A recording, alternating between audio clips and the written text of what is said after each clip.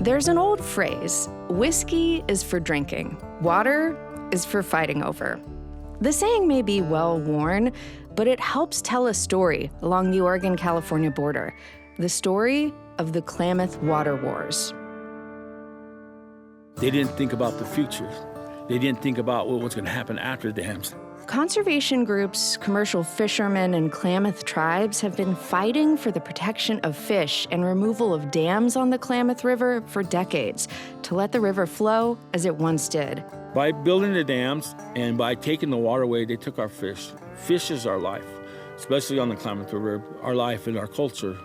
My goal is to fight for those fish and keep fighting for them until I can't find any more. But some farmers, ranchers, and residents who live near the dams worry a changed river will make it harder to get enough water in the drought-stricken region.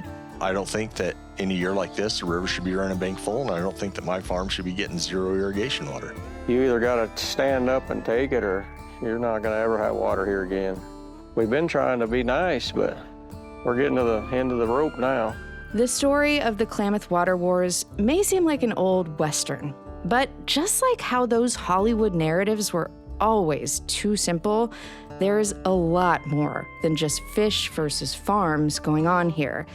And now, 4 of the dams on the Klamath are coming out, reopening the basin to salmon and restoring thousands of acres of land.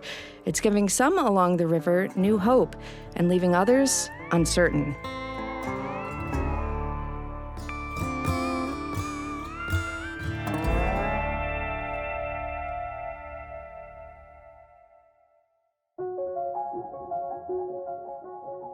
From the newsroom of OPB, I'm Jen Chavez, and this is The Evergreen, a podcast about the place you call home. Today, we're bringing you the history behind the largest dam removal project in United States history. Why the dams were created in the first place, who controls the flow, and how residents of the basin are waiting to see how the dam removals will reshape the landscape. Cassandra Profita is an editor and reporter at OPB.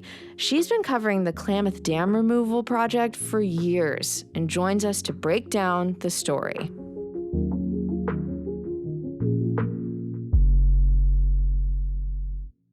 Cassandra, thank you so much for being here. Happy to be here. Hi, Jen. Hi. So let's start at the very beginning. In the early 1900s, as part of the Klamath Project, the federal government drained the lower Klamath Lake and wetlands in southern Oregon and put in irrigation canals. They also started building dams on the Klamath River as it flows out to the sea in Northern California. Can you give us a sense of what the entire Klamath Basin was like or known for before all of the dams were built? Yeah. So people describe the basin in those early days as the Everglades of the West. Ooh. It was just full of wetlands. There were almost 500,000 acres of wetlands in the upper basin, and it was globally unique. This is a river system where the wetlands were all at the top of the river system, and there was none at the bottom. The wetlands really did a great job of filtering water, keeping it clean, creating habitat for all kinds of fish and wildlife. And then these federal projects came in and kind of redesigned and replumbed that system. They drained 2 big lakes and eliminated about 90% of those wetlands. Wow. A lot of the work was done by the Bureau of Reclamation, and it was considered reclaiming the land for farming. And at the time, the federal government considered it great progress to turn this waterlogged land into farms and communities with irrigation to grow food and new ways to make money. And the dams helped to store and direct the water and gave these communities the electricity that they needed to develop and thrive. But of course, if you talk with the indigenous communities, whose ancestors lived in the basin historically, right, they have a totally different view of those wetlands and what was lost when the dams were built. They got tons of food from the wetlands. There were these wetland plants where they gathered locust seeds that are like a superfood. They have tons of nutrients. And then they ate suckerfish from the lakes and the wetlands that were drained. And then, of course, back then there were salmon. Yeah. So how did all of these changes that came about from these projects affect the salmon population on the river? Well, the salmon used to swim all the way up the Klamath River from the ocean, and the dams in Northern California blocked them. In California, there was no requirement to build a way for the fish to swim around the dams. And so it's been more than 100 years since Southern Oregon has seen salmon in the upper Klamath River. The salmon, steelhead, and lamprey were all blocked from accessing about 400 miles of habitat by those dams. Wow. Yeah.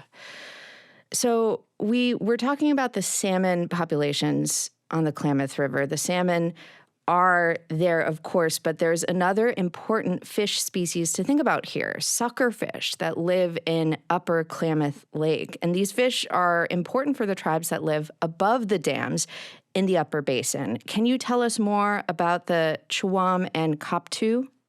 Yeah, the Chewam and Koptu are also known as the Lost River and Short Nose suckerfish. Okay. They are important first foods for the tribes in the Upper Klamath Basin, and they've been listed as endangered since 1988.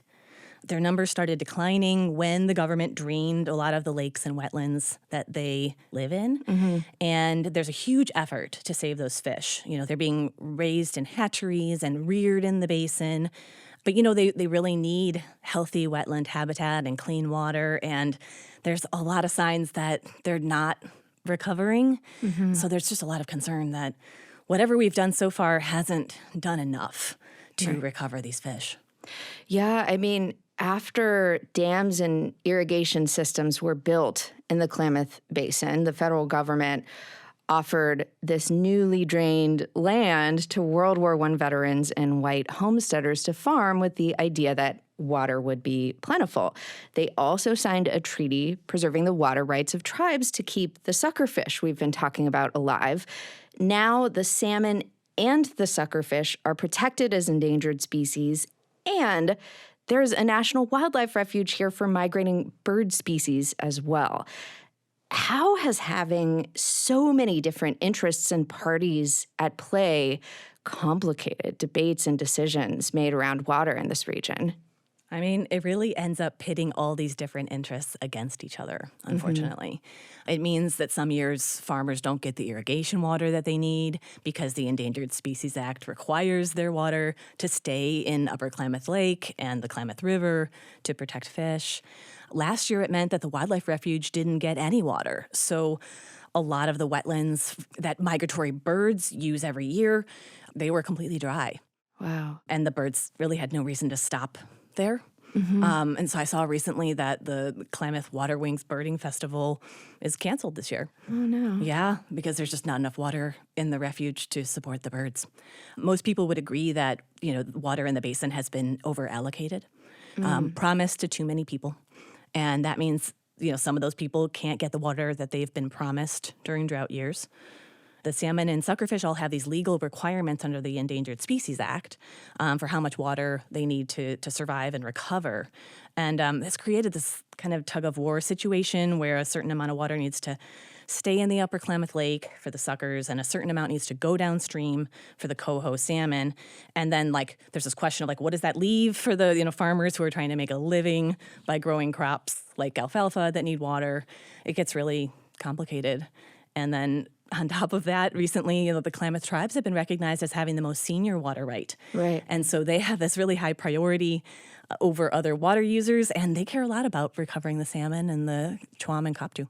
Okay, even with all of that, water issues didn't really come into severe conflict in the region until 2001. That year, there was a deep drought, and federal officials, like, you know, some of what you were talking about, federal officials cut off water for farmland in the Upper Klamath Basin.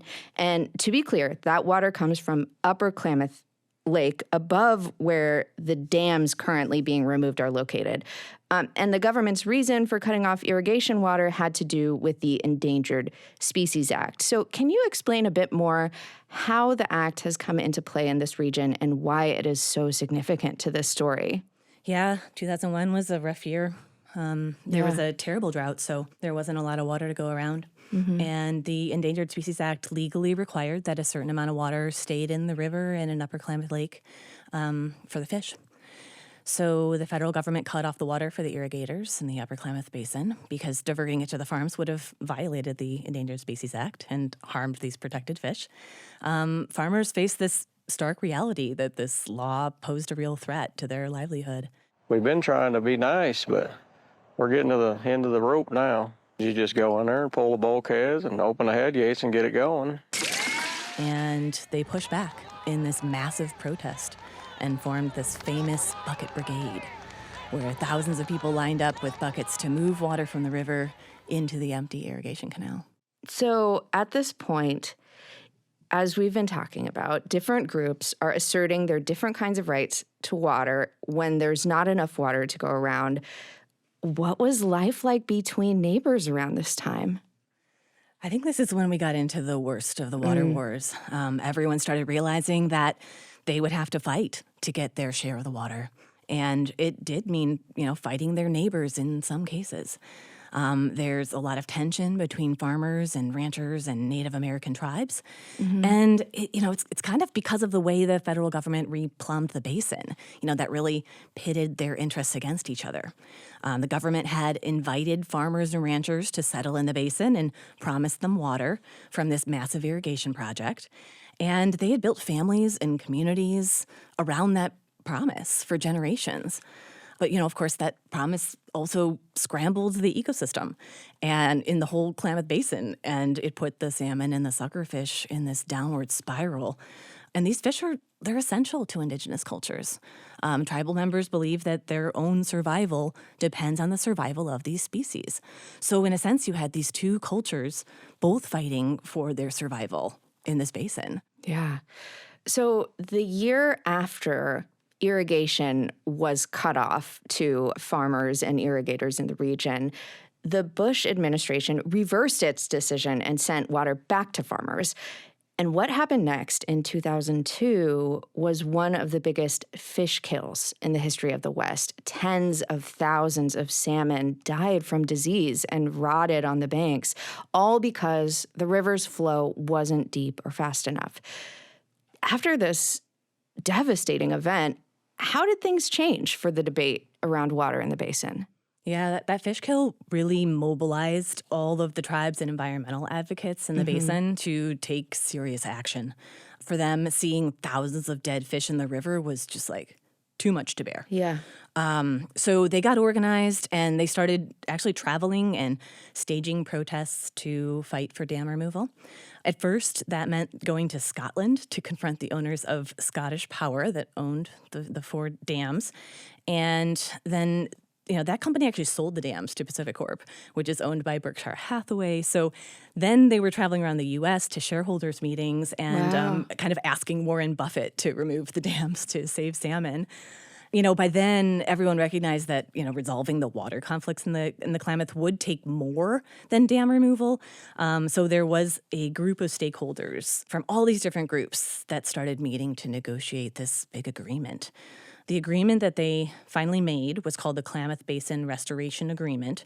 Was finalized in 2010.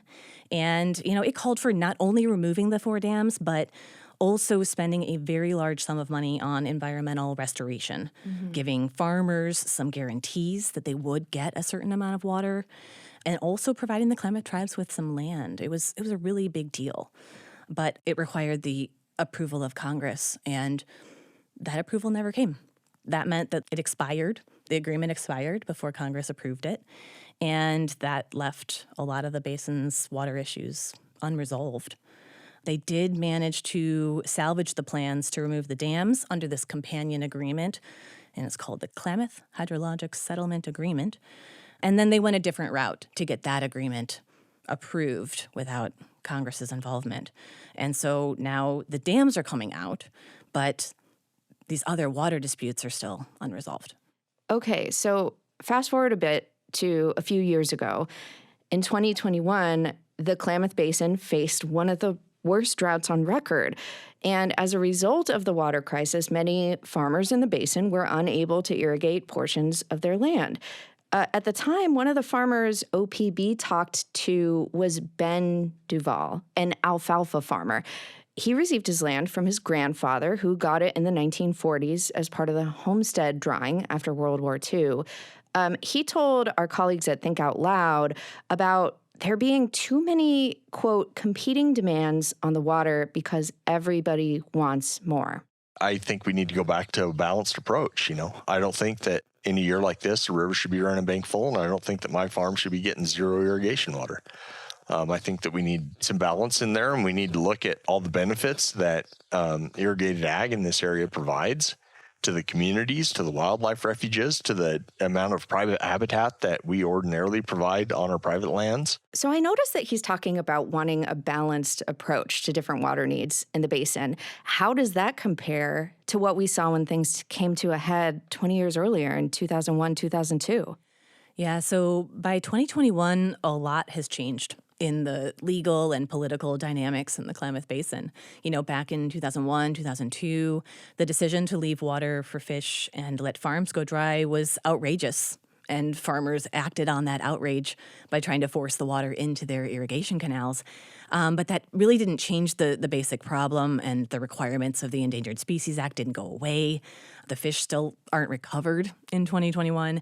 And there were some activists who did threaten, to once again force the water into the irrigation canals, but they didn't go through with it. By 2021, the farmers found themselves in a pretty different position than they were before. There was an understanding that the dams would be removed without the rest of that agreement going forward that would have given farmers their guarantees. And so, dam removal had been this kind of leverage that brought everyone to the table and allowed them to negotiate a water sharing agreement. Oh, I see. And that, taking dam removal out of there kind of took that leverage away. Oh, okay. So by 2021, the farmers, they don't have any leverage. And when we talked to farmers in the basin last fall, they acknowledged it. They said, we're not in the driver's seat anymore, and we're kind of hanging on by our fingertips, to the bumper of the car, and just hanging on for dear life. Right. Coming up after a short break, OPB science editor and reporter Cassandra Profita tackles what led to the largest dam removal project in U.S. history and gives us a sense of how folks living along the Klamath River are preparing. So in 2024, several dams are in the process of coming out. After all these years, what ended up finally bringing this about, leading to the largest dam removal project in U.S. history? Was it the activism we've been hearing about? Was it money? Was it both? I think it might depend on who you ask. PacifiCorp has pretty much said it was a matter of money. Environmental laws required the company to install fish ladders so that salmon could swim around the dams. And that was going to be very expensive. Really expensive, yeah. Removing the dams was actually the cheaper option for the utility. But of course, this wasn't about money for the tribes. Without their activism, there wouldn't have been the same kind of pressure on PacifiCorp and the state and federal governments to find a way to cover the full cost of removing the dams and restoring the river. This is a $500 million project. Wow. Right? Yeah. Super expensive. And PacifiCorp's ratepayers are only paying for about half of that cost. So the states of Oregon and California are footing the rest of the bill. And for all these things to come together the way they did, it was kind of like a messy combination of, all kinds of things, including environmental distress that was undeniable after that massive fish kill. Right. It's right there in plain view. Yeah, exactly. So lately, you've been hearing from folks about how they're preparing for the final dams to come out this year. What has that been like for residents living along the Klamath River right now? Yeah, this is creating a muddy mess and a lot of uncertainty for people who live along the Klamath River. There are people whose water wells have run dry as the dam's reservoirs have been drained over the last month. People who have property along the reservoirs now have this kind of unsightly and potentially unstable mud wall next to their homes, and they're not really sure who's going to own that land in the future. It might end up going to the Shasta Indian Nation, which has asked for it. They want to get this land back after dam removal is through. I went to Copco Lake with Sammy Jo Diffentorum, who is with the Shasta tribe, and she talked about how important this area is to her people who currently have no land of their own. We have a lot of things that are submerged as a result of the dams and the land being taken. Our people were displaced, families, villages that have been really hard to patch together over the years. But we also do have ceremony sites here. The site of our salmon ceremony is here. So, I think that there is a real positive future here for the tribe's culture and having some of our historic practices and ceremonies back. And so we're looking forward to that returning, for future generations. I look at my little grandsons and it's like, they deserve